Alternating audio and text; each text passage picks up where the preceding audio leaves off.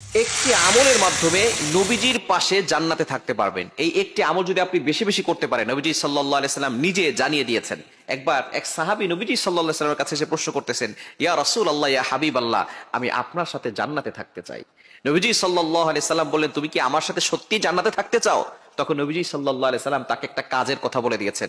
সেই কাজটাই যদি আমরা করতে পারি, তাহলে আমরাও নবীজি সাল্লাল্লাহু আলাইহি ওয়াসাল্লামের সাথে জান্নাতে থাকতে পারবো। ভালোবাসায় যদি আপনি এই একটি কাজ বেশি বেশি করতে পারেন, নবীজি সাল্লাল্লাহু আলাইহি ওয়াসাল্লামের সাথে আপনি জান্নাতে থাকতে পারবেন।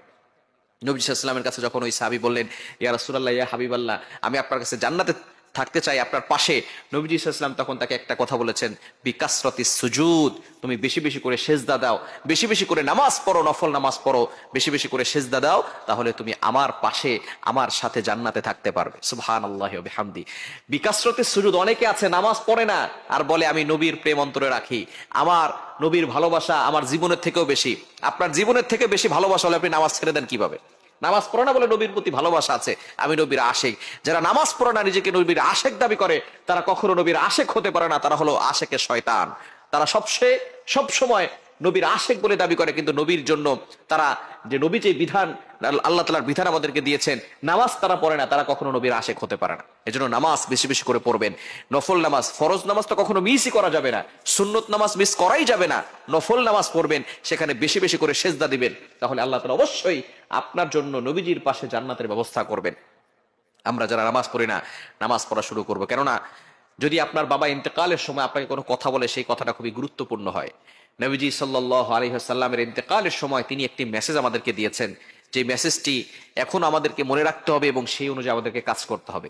নবীজি সাল্লাল্লাহু আলাইহি ওয়াসাল্লামের ইন্তেকালের সময় যখন জিবরাইল সাল্লাম এসেছেন, আজরাইল সাল্লাম এসেছেন, আজরাইল সাল্লাম এসে নবীজি সাল্লাল্লাহু আলাইহি ওয়াসাল্লামের কাছ থেকে পারমিশন চেয়েছেন। তিনি বলেছেন, আজ পর্যন্ত কারো কাছ থেকে আমি এই মৃত্যুর জন্য পারমিশন নেই নাই, আপনার কাছ থেকে পারমিশন নিতে চাচ্ছি। আপনি কি দুনিয়ায় থাকবেন নাকি আপনি আল্লাহর দিদারে যাবেন?